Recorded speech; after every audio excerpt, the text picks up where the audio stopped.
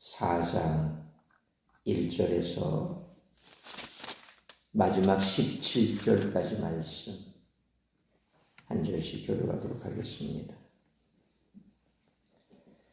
너 인자야 토판을 가져다가 그것을 내 앞에 놓고 한 성읍 곧 예루살렘을 그 위에 그리고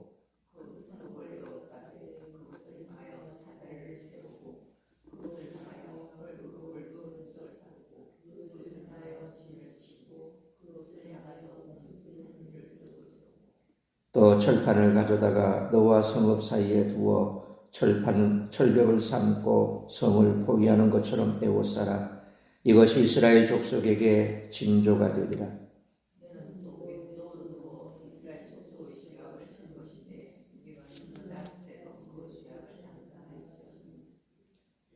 내가 그들의 범죄한 횟수대로 내게 날수를 정하였나니 곧 390일이니라. 너는 이렇게 이스라엘 족속의 죄악을 담당하고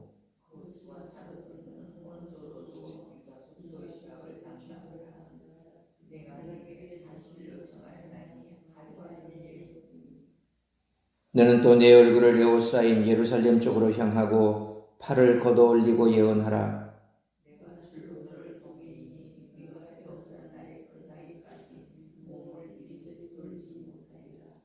너는 밀과 보리와 콩과 팥과 조와 귀리를 가져다가 한 그릇에 담고 너를 위하여 떡을 만들어 내가 옆으로 눕는 날수 곧 390일 동안 먹되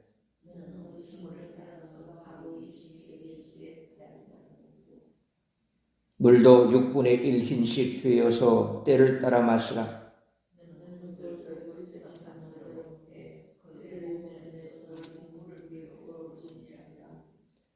또 여호와께서 이르시되 내가 여러 나라들로 쫓아내어 흩어버릴 이스라엘 자손이 거기서 이같이 부정한 떡을 먹으리라 하시기로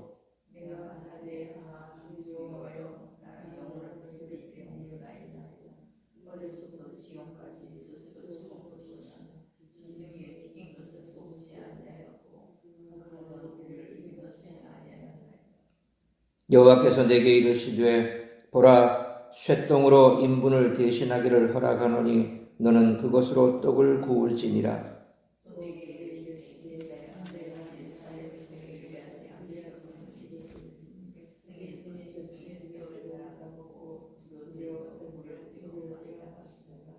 (17절) 같이 읽습니다. 떡과 물이 부족하여 피차에 두려워하여 떨며 그 죄악 중에서 쇠퇴하리라. 아멘.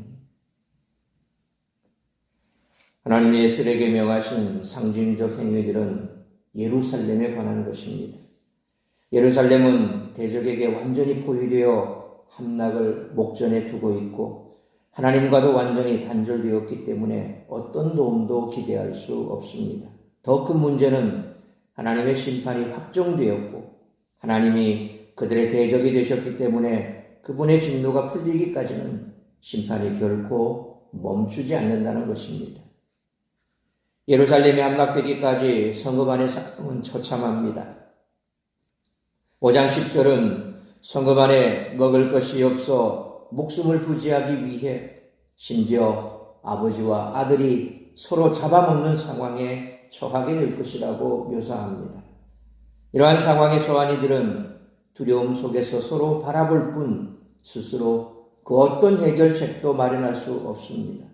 이는 언약 백성임에도 불구하고 하나님과의 언약을 저버리고 죄를 지은 결과입니다.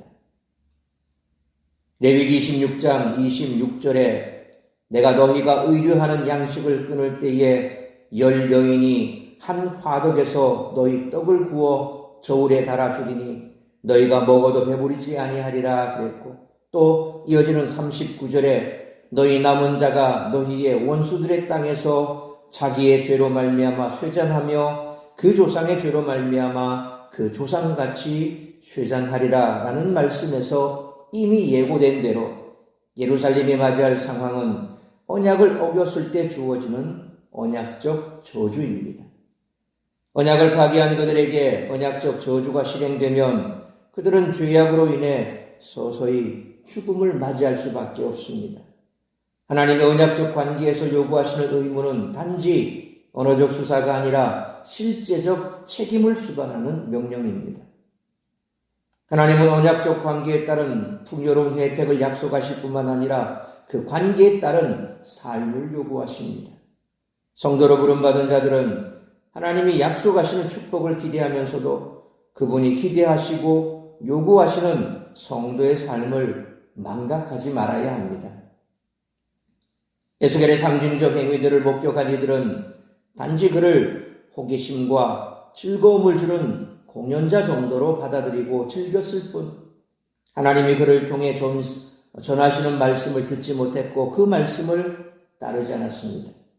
에스겔은 지금도 여전히 그 글을 통해 그분의 말씀을 동일하게 전달하고 있습니다. 현대 성도들은 그 말과 행위에 어떤 반응을 보이고 있는지 돌아볼 필요가 있습니다. 지난주일 새벽에 살펴본 것처럼 하나님은 패역한 백성 때문에 에스겔이 말을 할 수 없게 하셨습니다. 그리고 오늘 본문의 말씀처럼 이제 말이 아닌 행동으로 말씀을 전하게 하셨습니다. 오늘 본문에서 에스겔은 세 가지 상징적인 행동을 통해 예루살렘을 향한 하나님의 뜻을 선포하고 있습니다. 따라서 이와 같은 오늘 본문의 말씀을 통해 우리들이 깨달아야 할 것은 첫째로 1절로 3절 말씀처럼 실제로 재앙이 임하기 전 말씀을 듣고 돌이켜야 한다는 것입니다. 에스겔이 말씀을 받은 시기는 1장 1절로 2절 말씀처럼 주전 593년이므로 아직 예루살렘이 파괴되지 않은 상태였습니다. 그런데 바벨론에 포로로 끌려간 사람들은 하나님이 예루살렘을 지키실 것이고 자기들은 곧 돌아갈 수 있으리라고 기대하고 있었습니다. 이에 하나님은 1절로 2절 말씀처럼 에스겔에게 토판, 진흙 벽돌 하나를 가져다가 그 위에 예루살렘을 그리게 하시고 사다리, 흙 언덕을 쌓고 그것을 향해 진을 치고 공성퇴를 세우게 하십니다. 또 3절 말씀처럼 예루살렘과 에스겔 사이에 철판을 하나 두고 성을 에워싸게 하십니다. 이는 예루살렘이 완전히 포위되어 회복될 소망이 없음을 보여줍니다. 이를 통해 하나님은 헛된 소망을 품은 백성에게 절망을 선포하고 계십니다. 그러므로 철저한 회개 없이 하나님이 지켜주시니 다 잘 될 것이라는 식의 거짓 소망은 믿음이 아니라 하나님을 업신여기는 것이나 다름없으므로 실제로 재앙을 당하기 전에 말씀을 듣고 돌이킬 수 있는 우리 모두가 되시기를 축원합니다. 두 번째로 4절로 8절 말씀처럼 하나님의 말씀을 멸시하면 그 대가를 반드시 치르게 된다는 것입니다.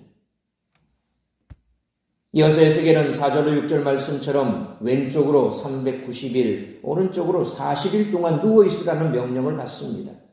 이는 하루를 1년으로 삼아 이스라엘이 하나님 앞에서 죄를 범한 오랜 기간인 390년과 징벌의 기간 혹은 광야 기간 40년을 합한 세월입니다. 하나님은 그중 390일 동안에는 이스라엘 족속의 죄악을 40일 동안에는 유다의 불순종을 담당하게 하십니다. 에스겔은 이를 위해 8절 말씀처럼 줄로 동여져 몸을 이리저리 돌릴 수조차 없게 되었습니다.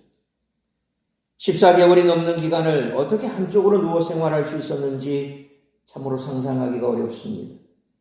에스겔은 이렇듯 자기 백성에게 임할 속박과 고통이 어떠할지를 직접 몸으로 보여주었습니다. 하나님은 이처럼 그냥 죄를 용서하시는 경우가 없습니다. 그러므로 죄를 범하거나 사명에 태만하다면 이처럼 하나님으로부터 오는 징계를 피할 수 없음을 기억하고 말씀에 순종하는 삶을 살아가는 우리 모두가 되시기를 축원합니다. 세 번째로 9절로 17절 말씀처럼 주의 일을 하다 겪는 수고와 고통이 하나님의 심판보다 가볍고 견딜만 하다는 것입니다. 에스겔은 9절로 11절 말씀처럼 소량의 곡물로 빵을 만들어 먹고 죄 안 된 양의 물을 마셔야 했습니다.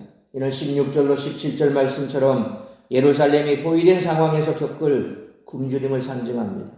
또한 하나님은 12절로 13절 말씀처럼 인분으로 빵을 구우라고 하시는데 이는 땔감조차 구하지 못하여 더러운 빵을 구워야 하는 상황을 나타냅니다. 인분으로 빵을 구우라는 말씀에 놀란 에스겔이 14절로 15절 말씀처럼 자신은 지금껏 부정한 것을 입에 댄 적이 없다고 하자 하나님은 쇠똥으로 인분을 대신하도록 허락해 주셨습니다. 쇠똥은 당시 빈민층이 땔감으로 이용했는데 종교적으로 부정하다고 여겨지지는 않았기 때문입니다. 말할 수 없게 된 에스겔은 이처럼 온몸으로 예루살렘에 임할 재앙과 고통을 표현해야 함으로써 하나님의 심판을 경고했습니다. 그러므로 주님의 일을 감당하다 보면 수고와 고통을 감내하는 경우가 있지만 하나님의 심판보다는 그것이 더 가볍고 견딜 만한 것이기에 이를 감수할 수 있는 우리 모두가 되시기를 축원합니다. 사랑하는 성도 여러분, 에스겔은 온몸으로 예루살렘의 고통을 표현함으로써 하나님의 뜻을 전했습니다. 그러므로 우리도 때로 자신의 잘못과 상관없이 어려움을 당하기도 하고 그리스도인이라는 이유만으로 억울한 일을 당하기도 합니다. 그 모든 과정을 통해 주님이 당신의 뜻을 계시하심을 믿어야 합니다. 우리의 고난과 수고가 주님의 나라를 위해 사용됨을 믿고 인내하는 우리 모두가 되시기를 주님의 이름으로 축원합니다. 기도하겠습니다. 걸어가신 아버지 하나님, 은혜와 사랑을 감사합니다. 오늘도 말씀으로 하루를 시작하게 하시니 감사합니다. 오늘 주신 말씀처럼 우리가 이 땅 가운데 반드시 해야 할 일들이 있고 또 그것으로 인해서 우리에게 주어지는 여러 가지 많은 불리한 일들이 있지만 그럼에도 불구하고 우리는 나팔수의 사명을 잘 감당해야 하며 우리가 감당하지 않을 때 그 빚값을 우리에게 물으시겠다고 말씀하셨습니다. 분명 들어야 할 때 들어야 하고 돌이켜야 할 때 돌이켜야 하지만 강팍한 마음을 가진 그러한 자들은 그 말씀을 무시하고 듣지 않을 것이요. 그러므로 말미암아 우리에게는 또 다른 재앙이 임하게 될 것입니다. 바로 하지도 않은 일에 대한 어려움과 고난이 우리에게 임할 것입니다. 에스겔은 이스라엘 백성들이 당해야 할 그 모든 것들을 스스로 몸으로 짊어져야 했습니다. 우리도 이와 같은 일들을 감당할 때 때로 원망이 나오고 우리의 삶을 우리가 스스로 저주할 수도 있습니다.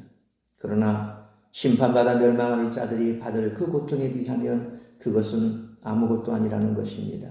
인내하고 참고 그럼에도 불구하고 우리가 해야 할 일을 감당할 때 우리를 통해서 누군가는 구원을 받을 것이고 우리에게는 주님께서 이제 우리를 위해 예비한 의의 면류관 영광의 면류관이 주어질 그날이 우리에게도 임하게 될 줄 믿습니다. 고난이 가득한 이 땅 우리가 당해야 될 그 고난은 우리 스스로 짊어질 수 있는 인내할 수 있는 그러한 믿음을 허락하여 주시길 원합니다. 믿지 않는 가족으로 인해서 당하는 고난, 내가 믿는 자이기 때문에 직장이나 사회에서 당하는 고난, 그리고 내가 복음을 전해야 하기 때문에 그 복음을 전함으로 말미암아 당하는 고난, 많은 고난들이 있습니다. 그 고난들을 인내로 참고 끝까지 주신 사명 잘 감당함으로 우리에게 주어진 이 귀하고 복된 사명, 하나님께서 우리를 통하여 이루고자 하는 뜻을 이룰 때에 우리의 영광이 하나님께서 우리에게 주신 그 영광을 하나님이 보게 될 것이요, 우리는 그로 말미암아 은혜가 충만할 것이고 또한 그로 말미암아 누군가는 죽게로 돌아오는 생명이 살아나는 역사가 나타나게 될 줄 믿습니다. 오늘 이 한날도 나를 통하여 이루고자 하는 뜻을 이루고 나에게 주어지는 그 모든 고난들을 잘 감내함으로 말미암아 생명이 살아나는 놀라운 일에 쓰임받기를 간절히 빌고 소원하오며 이 모든 말씀 우리 주 예수 그리스도의 이름으로 기도하옵나이다. 아멘.